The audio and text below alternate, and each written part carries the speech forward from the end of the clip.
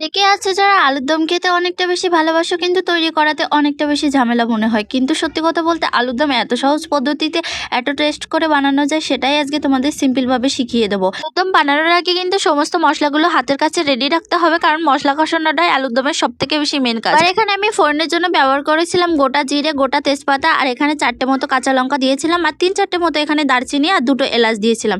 এ থেকে একটা মিক্সারের ভিতরে কাঁচা লঙ্কা আর এখানে কিন্তু আদা যেটা পেস্ট করেছি সেটাই কিন্তু দিয়ে দিয়েছি। মিক্সারের ভিতরে আগে থেকে করে রেখেছিলাম বলে আমার দেওয়াতে তেমন একটা কোনো সমস্যা হচ্ছিল না। তোমরা চেষ্টা করবে সমস্ত কিছু হাতের কাছে আগে থেকে রেডি করে নেওয়ার। আদা আর কাঁচা লঙ্কাটা এখানে ভালোভাবে একটুখানি নেড়ে চেড়ে নেওয়ার পরে এখানে গুঁড়ো মশলাটা দিয়ে দিয়েছিলাম, যেটা আমি আগে থেকে বাটির ভিতরে কিন্তু এখানে গুলিয়ে রেখেছিলাম। তারপরে সাথে সাথে দিয়েছিলাম যে টমেটো পেস্টটা করে রেখেছিলাম ওইটা। এগুলো দিয়ে এখন মোটামুটি আমাকে 10 মিনিট মতো ভালোভাবে কষতে হবে। আর সামান্য একটু বাটির ধুয়ে জল দিয়েছিলাম। এটা দেওয়ার কারণে কিন্তু তেল মশলাটা খুব তাড়াতাড়ি ছেড়ে দেবে, আর এটা কিন্তু অনেকটা বেশি সময় ধরে কষলেও তেমন একটা লেগে যাবে। আলুর দমের মেন কাজ হলো এই মশলাটা ঠিকঠাকভাবে কষানো, কারণ এর উপরে কিন্তু আলুর দমের ঝোলটা নির্ভর করতেছে কতটা টেস্টি হবে। আলুর দমটা রান্না করতে তেমন একটা বেশি সময় লাগে না, মেন যেটা টাইম লাগে এই মশলাগুলো কষানোর জন্য।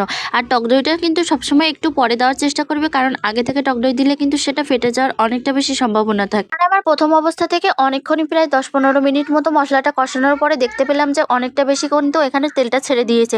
তারপরেই কিন্তু আমি এখানে টক দইটা অ্যাড করেছি। এরপরে কিন্তু কাজু বাদামটাও অ্যাড করব, কিন্তু সেটা যখন ঝোলে জল দেবো তার একটুখানি আগে।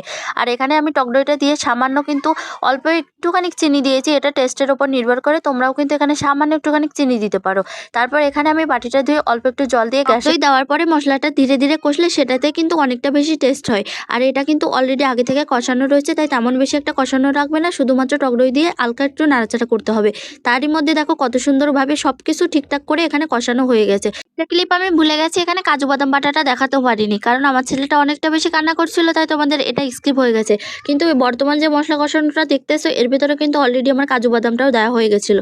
যখন আমার দেখেছি যে টক দইটা কষানো হয়ে গেছে তার একটুখানি আগে আমি এটা দিয়ে দিয়েছি, কারণ আমি এখন ঝোলের জন্য জল দিয়ে দেবো এর ভিতরে। আলুর দমের ঝোলটা কিন্তু বেশি একটা দেওয়া যাবে না, সামান্য একটু ফুটে আসলে 5 মিনিট মতো আলুটা দিয়েও কিন্তু ফুটিয়ে কিন্তু তারপর নামিয়ে নিতে হবে। দুর্ভাগ্যবশত আমি ভিডিওটা তোমাদের সাথে পুরোটাই শেয়ার করতে পারলাম না, কারণ আমার ছেলেটা তখন আবার খাওয়ারের জন্য কান্না করতেছিল। তারপরে আমি আবার পাস্তা করার জন্য বাড়িতে চলে এসেছিলাম। এর ভিতরে তেমন কিছু দেওয়ার নেই, যখনই ঝোলটা ফুটে উঠবে তখনই কিন্তু আলুগুলো সমস্তগুলো ওর ভিতরে দিয়ে দিতে হবে, আগে থেকে যে ভাজা আলুগুলো ছিল। তারপরে ওইটা দেওয়ার পরে এখানে সামান্য একটু পরিমাণে ঘি দিতে হবে, আর লাস্টে একটু গরম মশলা দিয়ে সুন্দরভাবে নামিয়ে নিতে হবে। তাহলে কিন্তু সুন্দরভাবে সুস্বাদু আলুর দম তৈরি হয়ে যাবে। রেসিপিটা তোমরা কিন্তু বাড়িতে অবশ্যই ট্রাই করো, আর এই ছোট্ট রেসিপিটা তোমাদের কেমন লেগেছে আমাকেও জানিও। আমি ছোট হাতে তোমাদের জন্য যেটুকু পেরেছি ওটুকুই দেওয়ার চেষ্টা করেছি। ভালো হলে লাইক করো। তোমাদের কাছে আসলাম, যদি আমার ভিডিওগুলো তোমাদের ভালো লাগে অবশ্যই আমার চ্যানেলে ফলো করে আমার পাশে থাকবেন। ভালোবাসা